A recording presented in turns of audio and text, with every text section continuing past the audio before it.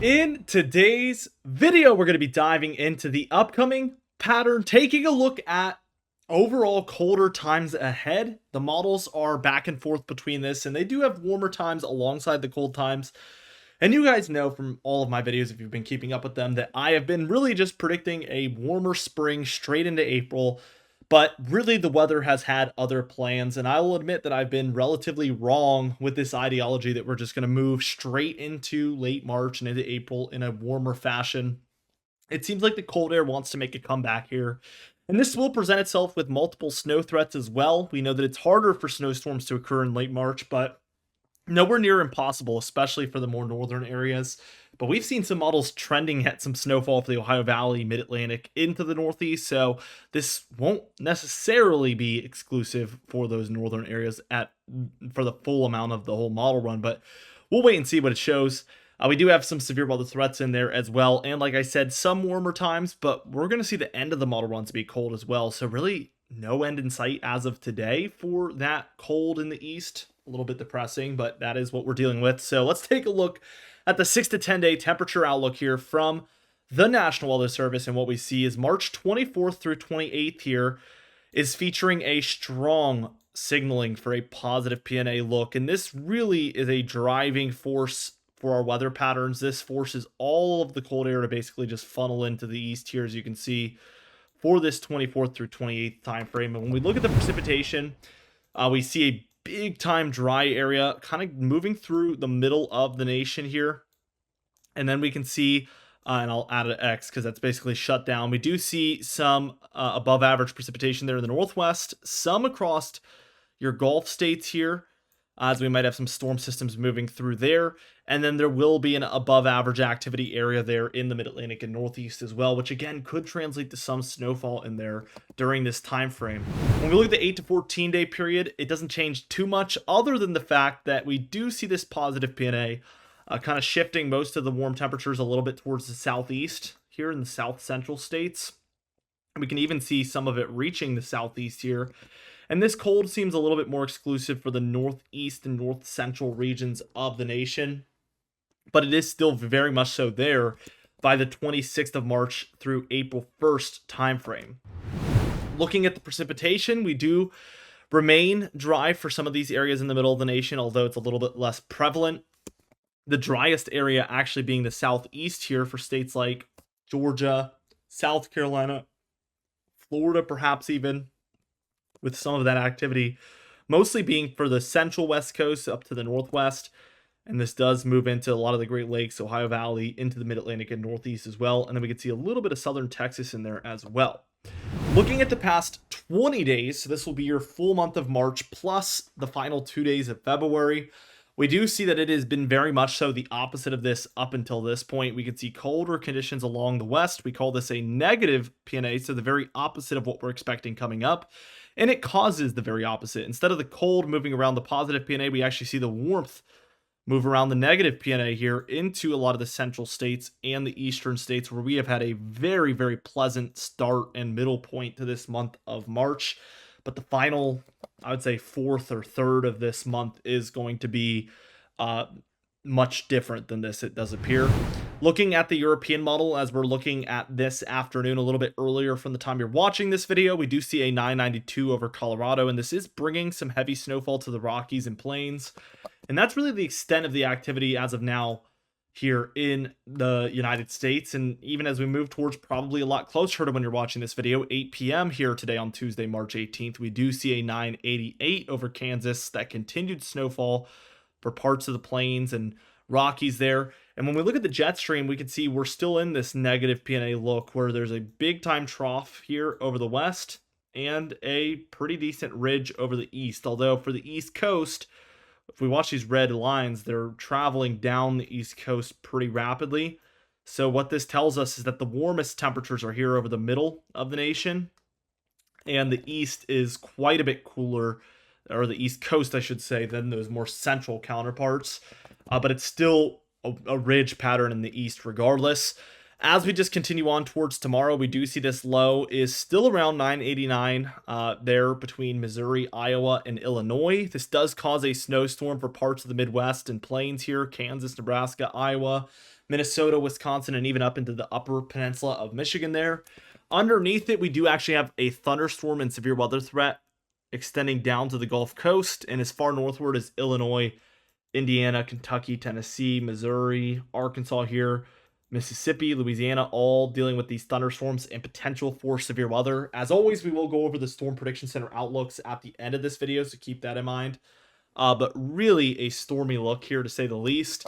As we keep going towards Thursday here on March 20th, we do see that this cold front and overall thunderstorm and severe weather threat does spread to the eastern seaboard, where we see states like Florida, Georgia, South Carolina, North Carolina, Virginia, DC, Maryland, and Delaware, Pennsylvania, even eventually New Jersey and upstate New York here. Areas where we just saw some thunderstorms. By Thursday, we're going to be seeing them again for some of these areas underneath a very intense low. And kind of sneakily here, we've seen this pattern shift towards more of a positive PNA look, where we have some warmth here out west, and this causes the cold to kind of funnel in behind that cold front for the east here. We do see another storm system beginning for the northwest, where we see rainfall for the coast, snowfall in the Cascades, and snowfall in the northern Rockies from that system as well. Moving towards Friday on the 21st, we do see, well, I guess we'll look at overnight, because overnight there is a threat for snowfall in the mid-Atlantic and northeast. We see as far south as the Smoky Mountains here in North Carolina and Tennessee seeing some snowfall, even Virginia, West Virginia there in the mountains, Pennsylvania, I'm sure. And then we're going to see upstate New York, like the Catskills and the Adirondacks, the Green Mountains, the White Mountains, where we could pick up a few inches of snowfall from this system. So this is 2 a.m. on Friday. As we move a little bit forward, we see that spreading throughout the mountainous areas of New York, the Berkshires there, the Green Mountains, the White Mountains getting snowfall. Friday morning on the 21st. Into the afternoon, we see more like New Hampshire and Maine seeing most of that snowfall. And by the time we're reaching 11 p.m. on Friday, it's mostly snowfall exclusively for Maine there. We see this storm system still raging on in the northwest, so snowfall and rainfall respectively out there. And overall, a descending jet stream pattern in the east, where colder temperatures are more likely. We see that by Saturday afternoon on the 22nd. Again, your jet stream definitely descending into the east here. We see snowfall throughout the Rocky Mountain range, and then we see some showers around for the east, but nothing too major for this Saturday timeframe, it doesn't appear. That moves out innocently. We see some storm systems across the center of the nation for Sunday, so we see a weaker low up here in Minnesota. This does bring some snowfall up here for the northern plains and upper Midwest areas, potentially thunderstorms throughout parts of the Midwest and down to the south central states. It's something to watch for Sunday the 23rd. As we move towards Monday on the 24th, we're going to see the same thing, snowfall for the Great Lakes and upper Midwest, and now extending into parts of the Mid-Atlantic and Northeast again. We're looking much warmer out west, so this positive PNA is continuing to grow in both size and intensity. And then we see thunderstorm activity underneath here for parts of the deep south into the southeast states, definitely looking likely at this point. By the time we reach Tuesday, we're in a full-blown trough in the east. I mean, this is classic looking. You can't draw it up any prettier than this, really. We have a ridge in the east. I mean, ridge in the west, better yet. I've been saying ridge in the east for a long time now, so excuse me, but ridge in the west, trough in the east here. It's textbook.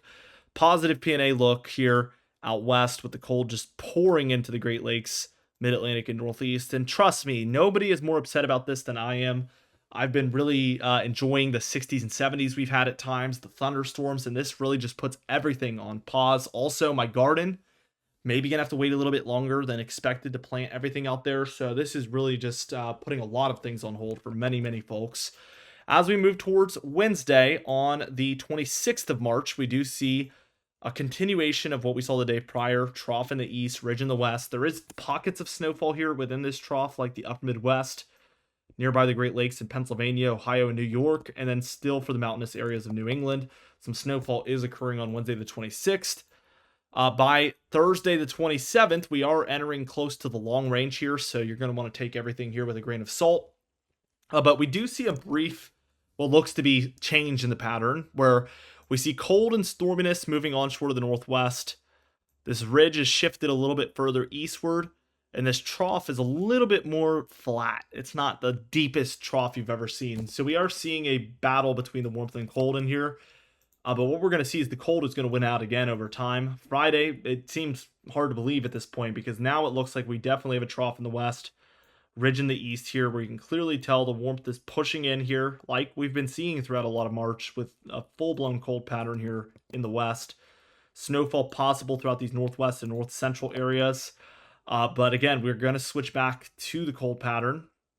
Here's Saturday, where we have a couple of lows across the center and northeastern regions of the nation. This is bringing showers, maybe even thunderstorms to pockets of the Ohio Valley, Midwest, and into the Mid-Atlantic and Northeast. Nothing too major happening at this point. It's not until we reach Sunday where we're basically at a stalemate between the cold and the warmth here, where it's pretty flat. You can't tell if the trough's going to be in the east or the west after this point because it's equal almost. The push between the cold and the warmth, almost look at it like a teeter-totter or something where there's a balance to it, and we're balanced here. Very balanced by Sunday the 30th in the long range, so it might look different, keep in mind. It's clear by Monday, though, that the west is where the warm heads and the cold is on its move back towards the east. We have thunderstorms present throughout the southern areas and some snowfall here for maybe Pennsylvania and New York. Again, it's very, very long range. We're looking at many, many days from now. So over 10 days. So this could seriously look different, but this is the look we're getting for the model right now. And the reason I'm emphasizing that is because look what happens after for Tuesday morning on April 1st. This is not an April Fool's joke. The model is showing a low in eastern North Carolina. We see snowfall starting out for Ohio, Pennsylvania, northern Virginia, northern West Virginia, northern Maryland, even DC, Delaware, and southern New Jersey. Heavy snowfall starting out on the morning of Tuesday, April 1st. And then we really get going by 8 p.m. there. 997 just off the Delmarva here. Heavy snowfall throughout the Mid-Atlantic and parts of the Northeast. And we keep going, and that snowstorm kind of rages on through the end of the model run. Keep in mind, again, this is very, very far out and unseasonable. These are two things that are drawing major red flags for this system. But the models are, in fact, showing it, at least this European model. So it is something to slightly pay mind to, that we might be moving into a cold pattern that is so cold, in fact, that it could support more major snowstorms than you would expect in this time of year. So unseasonable stuff can happen in unseasonable patterns, I guess is what I'm saying here. But the fact that this is 360 hours out is not a good sign for accuracy whatsoever. The GFS model, we're going to work our way through this one too. I mean, we get this same cold front and potential severe weather event. The snowfall in the Mid-Atlantic and Northeast there as soon as this Friday, the 21st, into the Saturday 22nd time frame. We enter into this cold pattern. We continue to see some snowfall throughout the Great Lakes, Northeast, kind of repeatedly. We do briefly, around the end of March, move back into a warmer pattern here in the East, but we move back in a cooler direction here, even getting a Ohio Valley and Mid-Atlantic minor to moderate snowstorm here around April 1st, April 2nd. So it does have a storm there that is a little bit similar, but nowhere near as intense as that one that the European model showed. And as we keep going, we're kind of staying cold in the east, although we're at another point here at hours 384, which once again is extremely far out. But we're at another point where we get this storminess and cold moving back onshore of the northwest. The warmth is shifting eastward, so you can imagine that probably after this point, if the model was to keep going, we would move into a warm pattern in the east. But again, this Thursday on April 3rd could look different on just the next model run. And definitely over the next, I don't even know how many model runs between now and then, probably, 60, 80 model runs. Just so many model runs between now and then. Definitely could change many times. So just take it with a grain of salt. We, as of now, see cold in the east for a considerable amount of time, and there is no clear indication of a ending date for that. Total precipitation does look very amped here in the northwest, and then also a lot of the Mid-Atlantic, Ohio Valley into the northeast are looking a bit better than yesterday's model runs. So let's look at the anomalies, and we can see far above average for the northwest here, and pretty far above average for the Ohio Valley, Mid-Atlantic, and Northeast as well. So a big time improvement from what we saw yesterday, I would say. Total snowfall in the European model, of course, all of this kind of happening towards the end here would look a lot different. Otherwise, this is the total positive snow depth change, not the total snowfall. If we were to look at the total snowfall, it would look a lot more like this. which obviously this time of year and considering the temperatures aren't super cold, probably wouldn't have all of this accumulating. This is just what falls out of the sky, not what actually sticks. But out west, it is extremely cold on those mountaintops. They probably are going to get more closer to this. We also do okay, depending on where you're at, in the north central and Great Lakes areas of the United States as well. GFS total snowfall is obviously a considerable step down from the European model in the mid-Atlantic territory into more of like southern New England, but for the more interior areas like Pennsylvania, New York, northern New York into Vermont, New Hampshire, and Maine, I would say this might even be more than the European model showed. Monstrous amounts still expected, especially in the northern mountainous west. And then for the upper Midwest and northern plains, this actually looks a lot better as well, compared to the European model, where maybe even feet of snowfall could be expected across Minnesota, northern Wisconsin, and into the UP of Michigan. Looking at the Storm Prediction Center outlooks, here's the day one outlook. We do expect general thunderstorms throughout parts of the Rockies, into the plains, and even into the Midwest.